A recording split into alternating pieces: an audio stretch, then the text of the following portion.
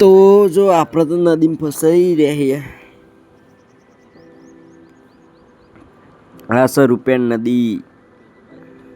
Guys, welcome to my new vlog. અને જો ખાલી વાતાવરણ જો સૂર્ય તો હોત નહીં, વાદળો હું બધો.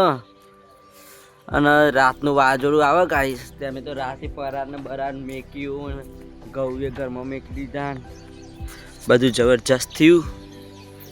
અને હેડે લસકો વાઢવા આખા દાડાનું જો ખાલી વાતાવરણ ખતરનાક કર્યું બાપ. આવું તો મેં જોયું જ નહોતું ઉનાળામાં. ખરા ઉનાળામાં તુફાન બારીશ સબારાય ગાઈસ. આપણે ઘેર આવીને લસકો વાટીને હેડે છીએ હવે પૂતગોમ. વિસનગર ને પૂતગોમ ફરીના તો ઘઉં કટા સ્પેશિયલ જઈએ. બોલો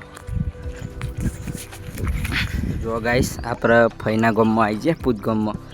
અને જો નદી મેળવી દેખાય, પેલી બાજુ જઈએ ગાઈસ. આપણે તો નદીમાંથી આવી જાય બહાર.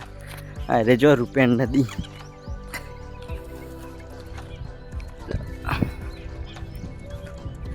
પૂતગોમ વિસનગર વાળું ગાઈસ. બીજું છે કે નહીં એ ખબર નહીં, પણ આ તો કહેવું જરૂરી. ઘઉં ભેગા કરવાના હતા.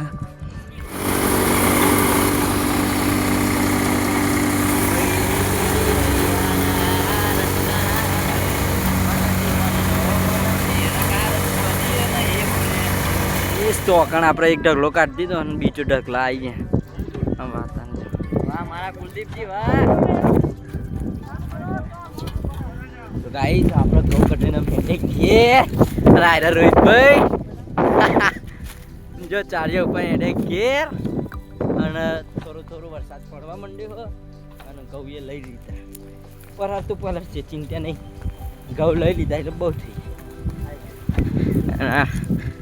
આ ચાવી દઈ અને આજનો વ્લોગ આટલા ખતમ કરીએ છીએ. વ્લોગ ગમે લાઈક કરો, શેર કરો અને ચેનલ સબસ્ક્રાઈબ કરજો. અને કોમેન્ટ કાંજો ભૂલતા જ નહીં. જય માતાજી, બાય બાય.